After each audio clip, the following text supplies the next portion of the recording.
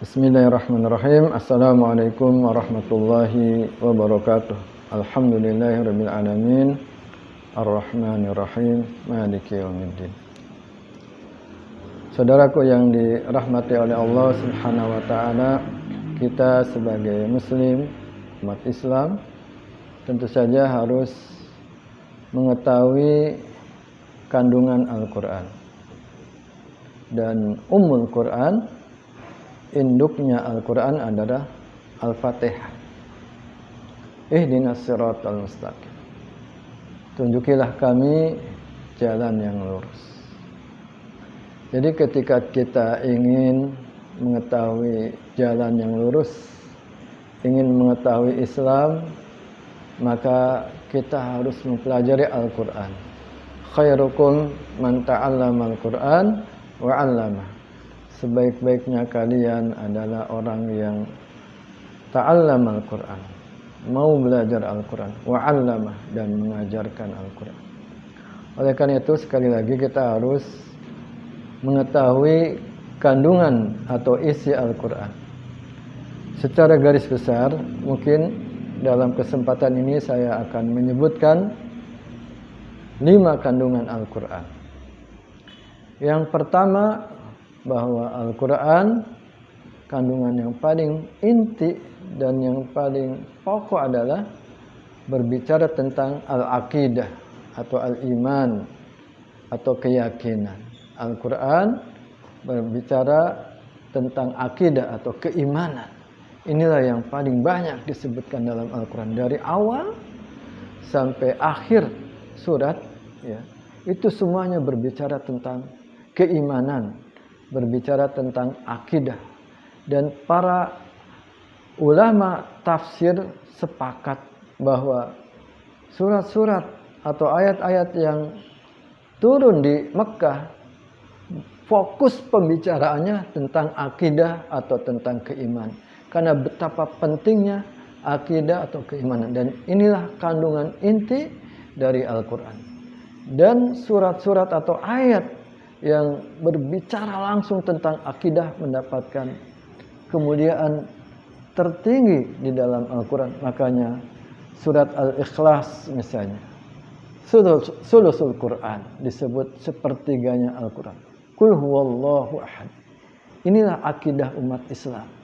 Ketika umat Islam semuanya meyakini Qul huwallahu ahad, pada hakikatnya sama. Kita adalah muslim.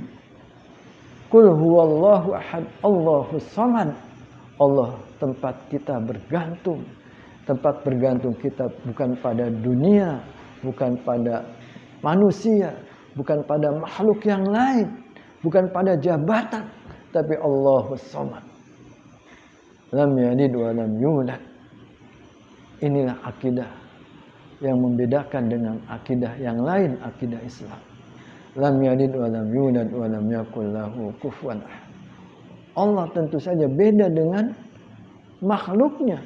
Kalau makhluk itu beranak dan diperanakan, tentu saja na'udzubillah kalau Allah beranak dan diperanakan. Dan Allah lam yakul lahu kufuwan ahad. Tidak ada yang menyerupai Allah Subhanahu wa taala. Jadi kandungan yang pertama dari Al-Qur'an yang harus terus kita pelajari adalah berbicara tentang al-aqidah atau al-iman atau al-keyakinan. Kandungan yang kedua yaitu al-ahkam asy-syar'iyyah, hukum-hukum syariah. Hukum-hukum syariah juga sudah sangat lengkap disebutkan di dalam Al-Quran. Al-yawma akmaltu lakum dinakum wa atmamtu alaikum ni'mati wa raditu lakumul Islam dinan. Hukum-hukum Islam sudah lengkap di dalam Al-Quran.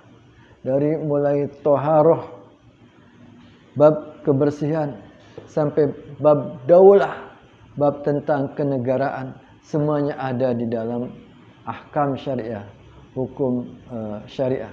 Makanya banyak buku yang berbicara tentang politik dan kenegaraan. Misalnya Imam Al-Mawardi, beliau membuat buku Al-Ahkam As-Sultaniyah, bagaimana mengelola negara, dan banyak buku yang lain.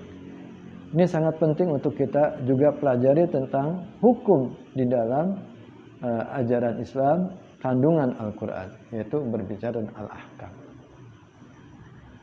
Yang ketiga juga sangat penting, karena inilah yang harus menjadi jati diri kita, yaitu kandungan yang ketiga adalah al-akhlak, yaitu akhlak, perilaku, kepribadian, akhlak. Dan wa innaka la'ala khuluqin azim, Allah Subhanahu wa taala menyebutkan bahwa Rasul adalah contoh teladan akhlak yang paling tinggi. Rasulullah menjadi teladan pada semua aspek kehidupan, teladan di rumah, teladan dalam beribadah, teladan dalam kehidupan sosial masyarakat, bahkan teladan dalam berekonomi, berbisnis, teladan dalam mengelola pemerintah dan seterusnya. Maka kita tinggal mencontoh saja bahwa Rasul adalah wa innaka la'ala khuluqin azim laqad kana lakum fi rasulillahi uswatun hasanah. Rasul itu teladan dalam semua aspek kehidupan. Inilah ajaran yang ketiga, bagaimana berbicara tentang akhlak. Kita sekarang banyak membahas tentang etika. Islam sudah menyebutkan sebelumnya etika bisnis, etika kedokteran, etika politik, etika profesi dan seterusnya. Islam telah menyebutkan tentang akhlak secara komprehensif, dan ini kandungan ketiga dari ajaran Islam. Kemudian kandungan yang keempat dari ajaran Islam atau dari Al-Quran adalah ad-da'wah. Dakwah. Allah Subhanahu wa taala menyebutkan di dalam Al-Quran bagaimana bahwa Al-Quran adalah kitab dakwah, kitab dakwah. Qul hadhihi sabili ad'u ilallah. Katakanlah, ini adalah jalanku, ad'u ilallah, saya berdakwah agar manusia beriman kepada Allah, agar manusia beribadah kepada Allah. Dan Al-Quran juga menceritakan para nabi yang berdakwah. Oleh karena itu, ketika kita mendalami Al-Quran, kita akan terwarnai, tersibghah dengan semangat orang-orang yang soleh, semangat para nabi dan para rasul, yaitu melaksanakan risalah dakwah. Apalagi Nabi Muhammad SAW adalah nabi terakhir. Oleh karena itu umat Islam, khususnya para ulama, adalah pengemban risalah dakwah. Al-ulama warasatul anbiya. Para ulama adalah pewaris nabi, mewariskan Al-Quran, mewariskan ilmu untuk disampaikan kepada manusia. Dan kandungan yang kelima, yaitu Al-Quran berbicara tentang kisah, berbicara tentang tarikh sejarah, kisah-kisah dan sejarah-sejarah yang disebutkan dalam Al-Quran bukan dongeng yang tidak ada faktanya, bukan cerita nenek moyang dari mulut ke mulut, tapi itu ada faktanya dan telah terbukti kebenarannya. Para ilmuwan telah meneliti tentang adanya Fir'aun yang ditenggelamkan oleh Allah Subhanahu wa taala di laut, dan muminya sekarang ada sebagai bukti bahwa kisah tentang Fir'aun, manusia yang durhaka, yang tidak beriman kepada Allah, diabadikan di dalam Al-Quran. Kisah tentang Ashabul Kahfi, kisah para nabi, kuburannya ada. Jadi kisah-kisah ini adalah fakta sejarah yang telah terungkap sebagai bukti bahwa Al-Quran itu bukan dongeng yang tanpa fakta, tetapi bukan dongeng yang tanpa fakta, tetapi sejarah yang ada, yang harus menjadi pelajaran bagi kita.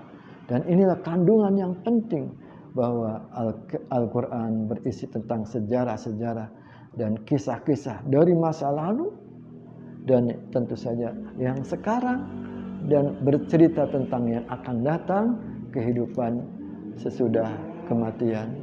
Mudah-mudahan kita termasuk orang yang mau belajar Al-Quran sehingga kita menjadi orang-orang yang terbaik sebagaimana hadis Rasulullah sallallahu alaihi wasallam, khairukum man ta'allama al-Qur'an wa 'allamah.